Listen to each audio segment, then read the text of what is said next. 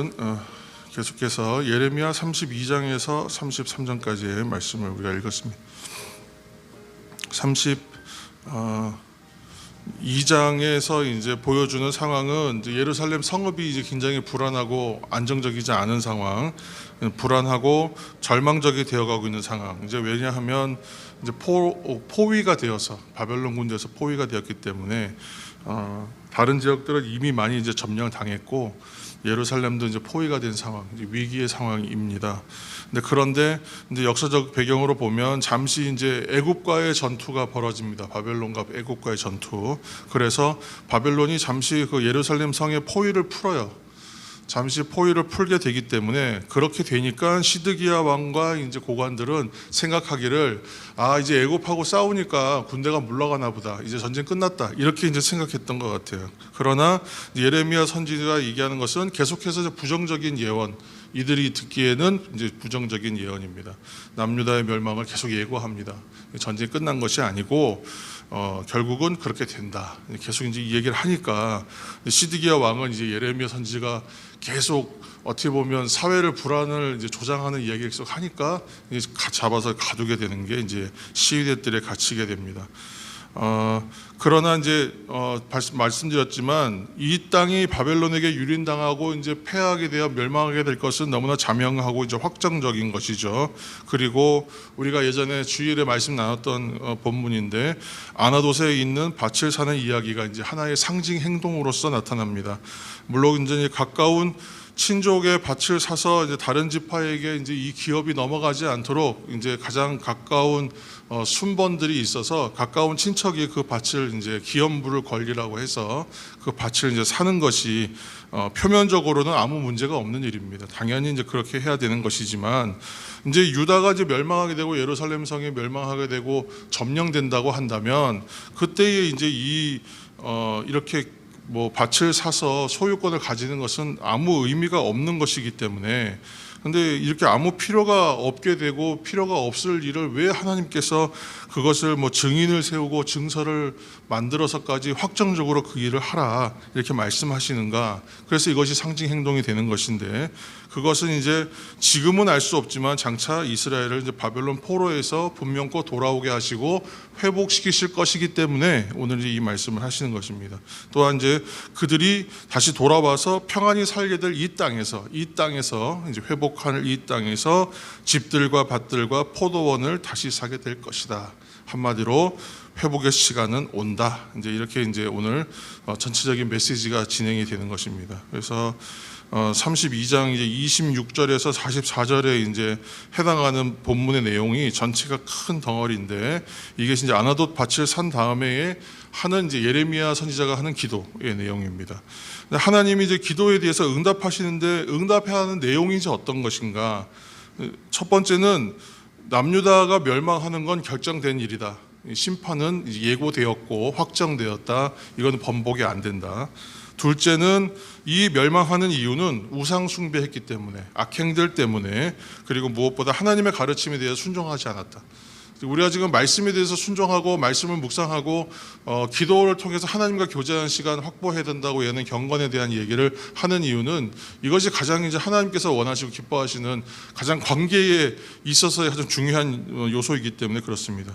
셋째로는 하나님께서 이러한 일들과 그러한 일들로 인하여 멸망과 심판의 일들을 벌리시지만 그럼에도 불구하고 셋째로는 이제 회복하게 하신다. 이것은 아나돗 밭을 사는 것을 통하여 주신 메시지를 통하여 하나님께서 응답하시는 것입니다. 그리고 이 정한 기간은 구체적으로 약 70년 정도 된다. 이렇게 지금 하시는 거죠. 그래서 정한 기간이 차면 곧 이제 그 죄값을 치르면, 죄에 대한 대가를 치르고 나면 그러면 예루살렘으로 회복하여 돌아오게 하실 것이다. 이게 이제 오늘 내용입니다. 우리가 32장 44절 말씀을 한 절 읽겠습니다. 32장 44절 마지막 절입니다. 32장 44절.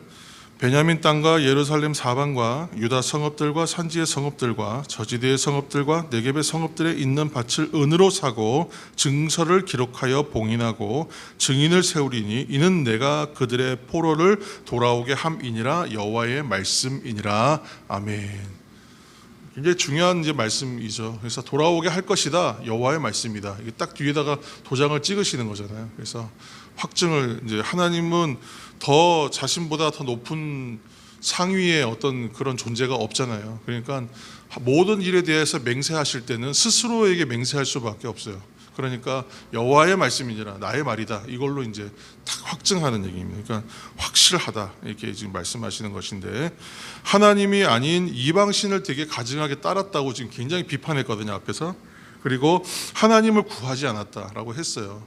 그러니까 다 그냥 뭐 아주 가차없이 이렇게 해도 뭐 변명의 여지가 없다. 그러나 이 백성들을 향하여 그래서 멸망과 무서운 심판을 예고하시면서도 어디서나 결국은 너희들이 다시 밭을 사게 되는 날이 온다. 지금 하나님께서 백성들과 언약을 맺을 때 실체로 드러나는 가장 큰 증거는 땅에 대한 약속이잖아요. 여기 구약에 대한 개념은. 그래서 그 가나안 땅, 새로운 땅을 차지하는 것이 이제 하나님과의 그 기업을 가지고 맺어지는 관계의 문제이기 때문에 이 땅에서 자신들이 하나님 주시는 땅이 없으면 사람은 살 수 없는 개념이잖아요. 그러니까 그들에게 지경을 확보하게 다시 해주신다. 이거는 회복에 대한 얘기입니다. 그래서 이 회복은 그냥 회복이 되는 것이 아니라 완전한 회복이다. 이렇게 선포하고 계십니다. 자, 그리고 오늘 이제 우리가 아주 익숙한 본문 33장 2절과 3절 말씀을 한번 읽겠습니다. 2절과 3절. 33장 2절과 3절입니다. 이를 행하시는 여호와 그것을 만들며 성취하시는 여호와 그의 이름을 여호와라 하는 이가 이와 같이 이르시도다. 너는 내게 부르짖으라. 내가 알지 못하는 크고 은밀한 일을 내게 보이리라. 아멘. 옛날 성경에는 크고 비밀한 일이라고 했는데 크고 은밀한 일을 보이리라. 하나님께서 지금 이제 기도하라는 권고를 지금 주고 계시는데 크고 은밀한 일을 보여주십니다. 그렇게 보여주시겠다. 그렇게 말씀하십니다. 그러니까 이때의 응답은 크고 은밀한 일이 뭐냐? 그게 이제 기도의 응답일 거 아니에요? 근데 그 내용이 이제 포로로서 끌려가지만 귀환 돌아오게 될 것이다. 완전한 회복이 있다. 그렇게 얘기하는 것인데 또 한 가지가 있어요. 여기서 메시지를 발견해야 될 것이. 그러니까 전체적인 흐름에서는 회복, 포로로에 돌아와서의 회복 이것이지만 또 한 가지는 위기 상황에서도 이제 예레미야 선지가 하나님의 뜻을 살아야 된다고 자꾸 예언하는 이유는 그것은 결국 예루살렘에 부흥이 있을 것이다라는 얘기를 하기 위해서입니다. 근데 이게 무슨 얘기냐면 우리 예레미야서 1장 10절 말씀 우리가 한번 잠깐 한 절 말씀 읽겠습니다. 예레미야의 이제 사역이 이제 사실 되게 중요한 사역이잖아요. 1장 10절. 네, 1장 10절 말씀 읽겠습니다. 보라, 내가 오늘 너를 여러 나라와 여러 왕국 위에 세워 내가 그것들을 뽑고 파괴하며 파멸하고 넘어뜨리며 건설하고 심게 하였느니라 하시니라. 아멘. 이제 이 말씀을 주셨는데 남유다가 겪어내야 될 이제 고통과 징계의 시간은 이 선지자에게 주신 그 사명대로 말하면 파괴와 파멸을 위해 넘어뜨리는 시간이잖아요. 실제로 그렇죠. 파괴되고 이제 뽑아버리는 그런 시간이죠.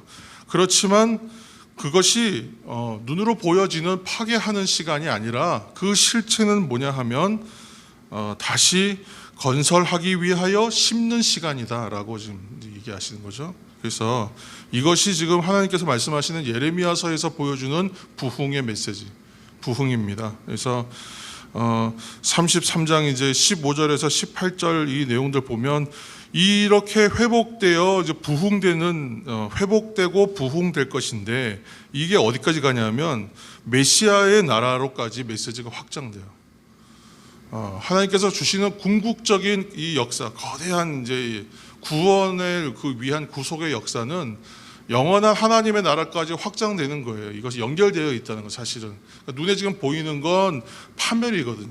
멸망, 심판, 징계 뭐 이런 것인데 이것을 통하여 하나님께서 이루시고자 하는 것은 돌아오게 하심이고 회복이고 예루살렘에서의 새로운 부흥이고 하나님 뜻에 따라 살아서 아름답게 살아내는 하나님 나라가 이루어지는 거, 그게 부흥이라 했잖아요. 그래서 그런 부흥이지만 궁극적으로는 영원한 하나님 나라, 평화의 나라로의 확장, 이 메시지를 예레미야가 얘기하고 있는 거예요. 굉장한 통찰이에요. 한 사람이 아무리 하나님께서 뜻을 이제 보여주시는 건 되게 독특한 것이지만 예레미야 선지라는 한 사람을 통하여 하나님 보여주시는 통찰은 굉장한 깊이가 있는 것이죠. 그래서 지금 이 예레미야의 선지자의 메시지가 곧 하나님의 음성으로 우리가 듣는 이유가 그러한 것입니다.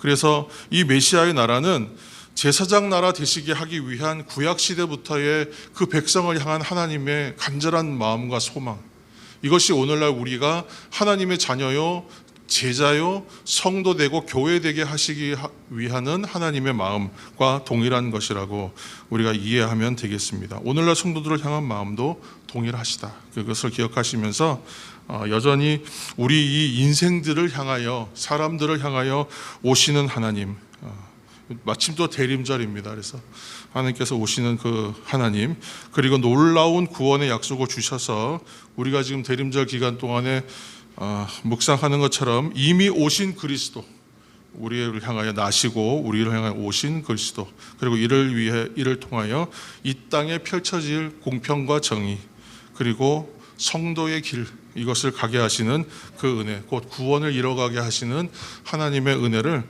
다시 한번 이 말씀 가운데 발견하시면서 우리 주기도문 할 때 항상 기도하잖아요. 하늘의 뜻이 이 땅 가운데 이루어지는 것, 하늘의 뜻이 하늘에서 이루어진 것처럼 이 땅 가운데도 이루어지는 것. 근데 그것이 이제 하나님이 말씀하시면 그냥 자동으로 이루어지는 게 아니라 꼭 사람들을 통하여 이루신다. 하나님의 사람들을 통하여 이루신다.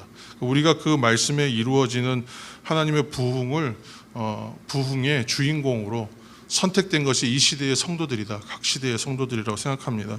그래서 우리가 그 일들을 맡았기 때문에 더 뭐 잘해야 된다. 말씀대로 살아내기 위해서 애쓰고 서로 교회 되기를 힘쓰고 더 잘해야 된다. 이런 말씀을 드리고 싶습니다. 함께 기도하며 나아갈 때도 생각하시면서 지금 눈에 보이는 것들이 사실은 굉장히 파괴되는 것, 파멸되는 것, 멸망하는 것 같지만 그러나 그것으로 끝나지 않는다. 그것은 하나님께서 부흥을 주시기 위한 하나님의 교정과 아프게 하시는 시간이다. 이렇게 생각하셨으면 좋겠습니다. 그리고 이제 우리 함께 기도하기 전에 제가 이제 광고 한 가지 하고 기도하겠습니다. 오늘 이제 금찬 기도회가 있는 날인데 제가 이제 교통사고 좀 당하고 그래서 조금 좀 어려워서 오늘 자율 기도회로 전환하고 함께 이제 금요일 날 기도했던 이 기도의 중보기도 제목들을 제가 문자로 다 정리해서 기도 제목 나누겠습니다. 그래서 함께 시간이 또 맞추셔서 처소에서 또는 이제 교회에 오셔서 자율적으로 그 기도 제목 가지고 함께 기도해 주셨으면 좋겠습니다. 오늘 이 시간 말씀을 생각하시면서 또 성도들을 위해서 중보하시면서 함께 통성으로 기도하며 나가겠습니다. 통성으로 기도합니다.